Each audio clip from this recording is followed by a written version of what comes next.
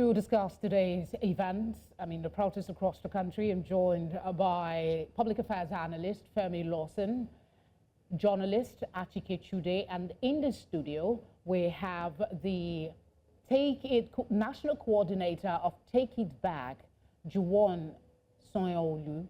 Thank you very much, Juwon, for joining us, and gentlemen as well, joining us virtually. Let me start with the purpose of these protests. I think you started with the authoritarian rule of the current administration. You talked about misuse of Cyber Crime Act, abuse of human rights, and then this new entrant. I want to know if it's a national consensus to also protest against the state of emergency that was declared in Rivers State.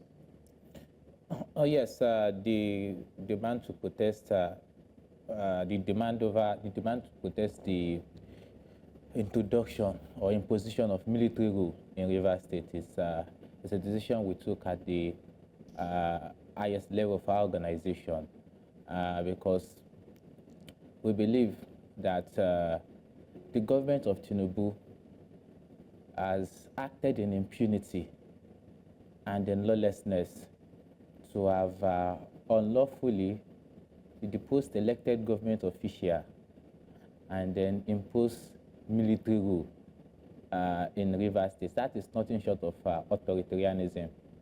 And the state of emergency, it's quite funny really, because with the state of the country as it is now, there are several sectors that are in urgent need of state of emergency. What you hope to achieve? Because you set out agenda. Is the same administration that you are protesting for a response? From what response are you expecting? No, what we're saying is that the military rule that had been imposed in Rivers State needs to be reversed immediately. It has no place. And what about the other aspects of your...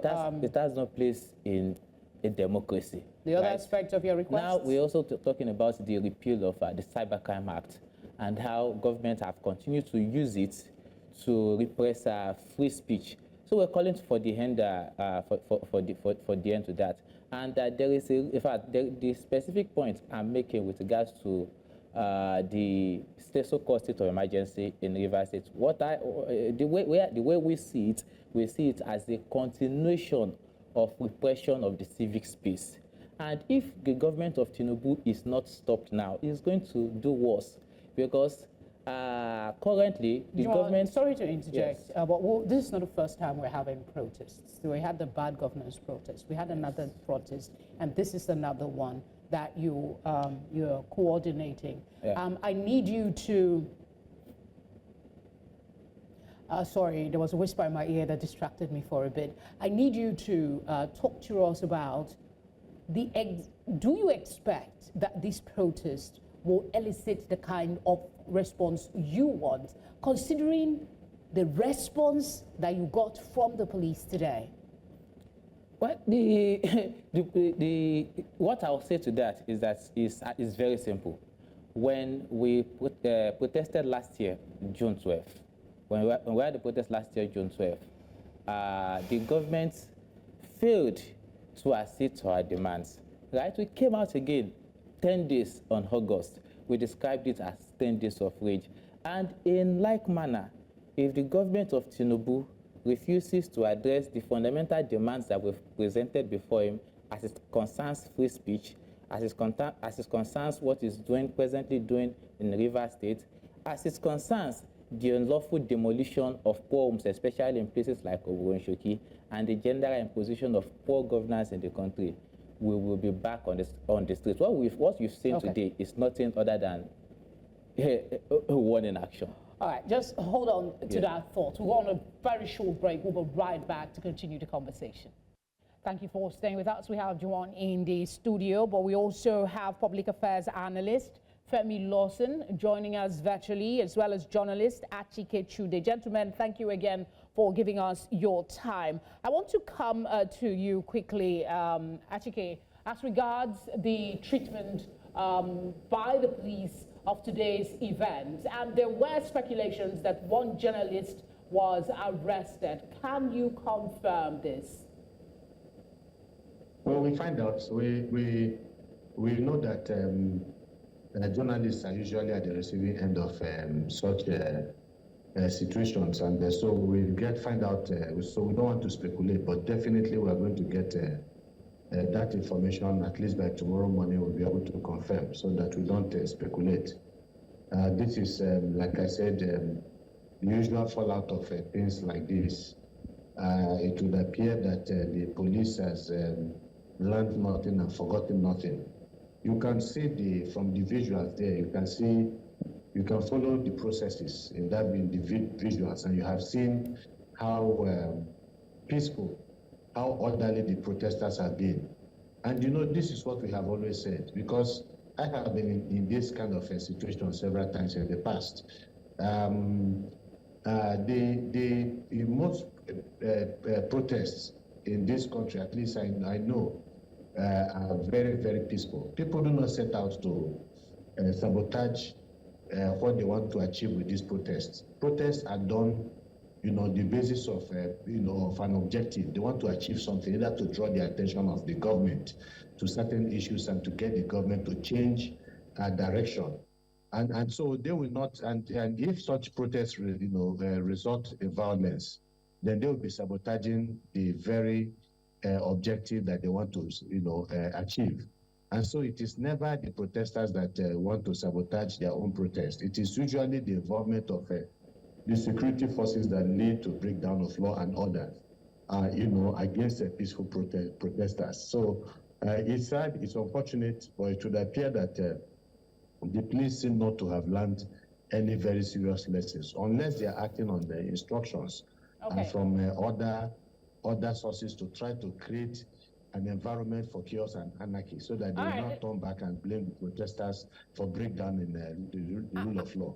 I'm curious to know what Femi thinks about this, because today also happens to be National Police Day, and the night prior, the police had issued a statement discouraging protesters from coming out today.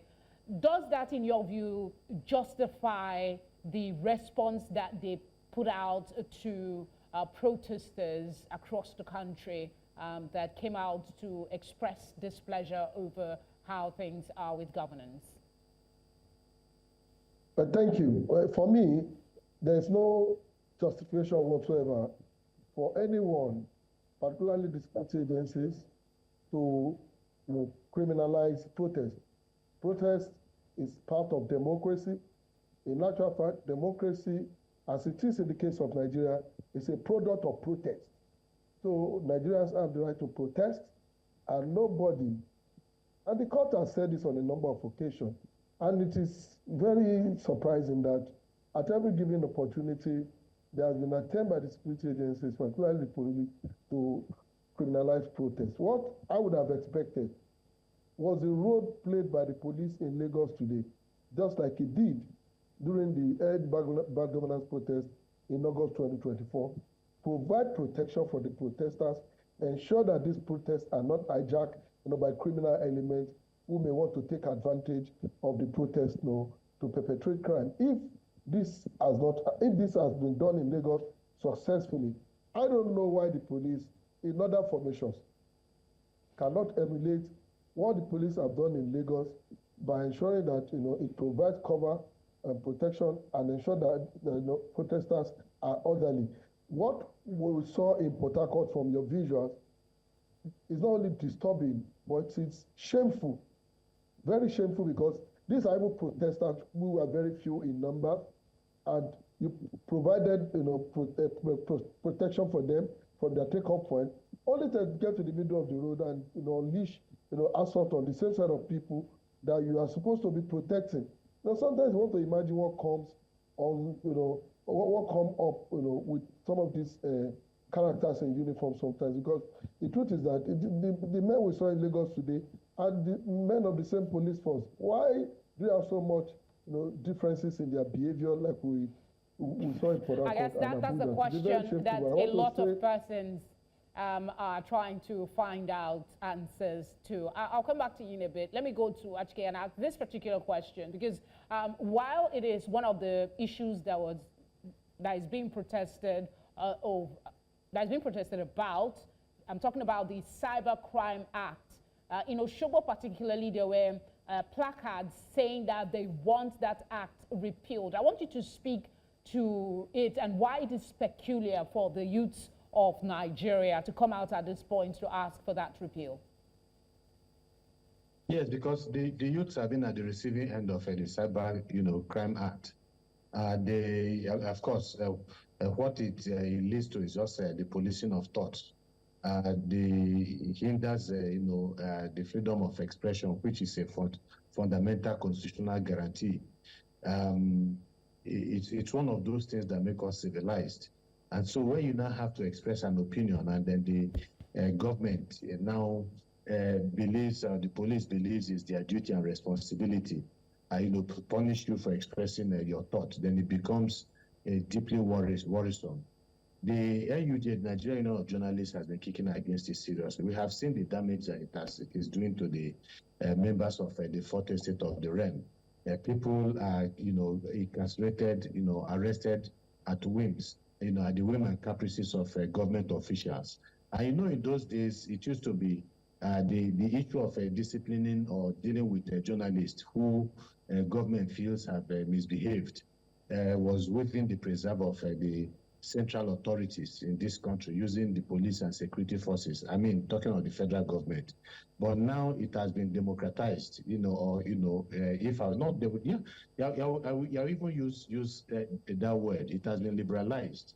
Now you have state governors who, whenever they feel slighted by any particular report, they can order for the arrest of a journalist or a citizen.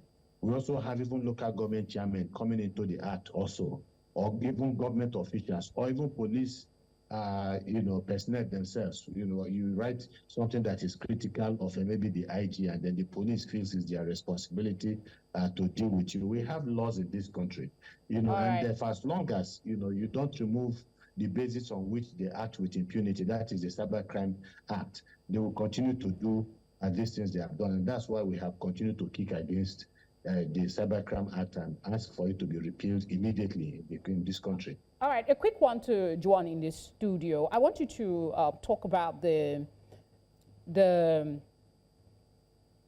Northern Youths. They came out, Northern Youth Council.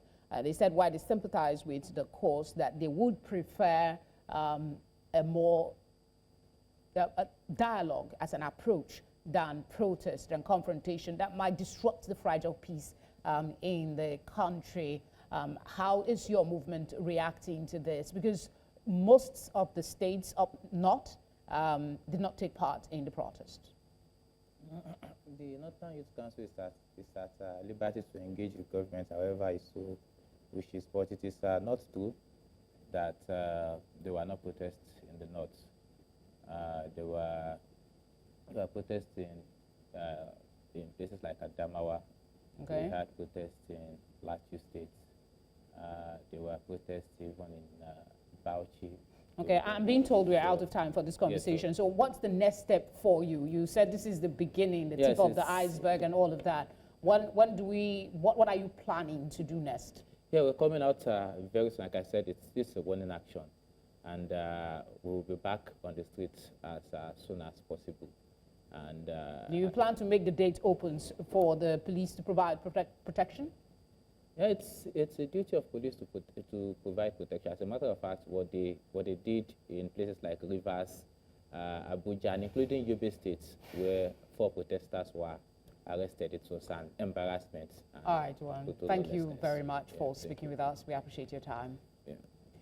And of course, to Femi and Achike, always a pleasure to have you on the news. Thanks for speaking with us. Thank you for having us.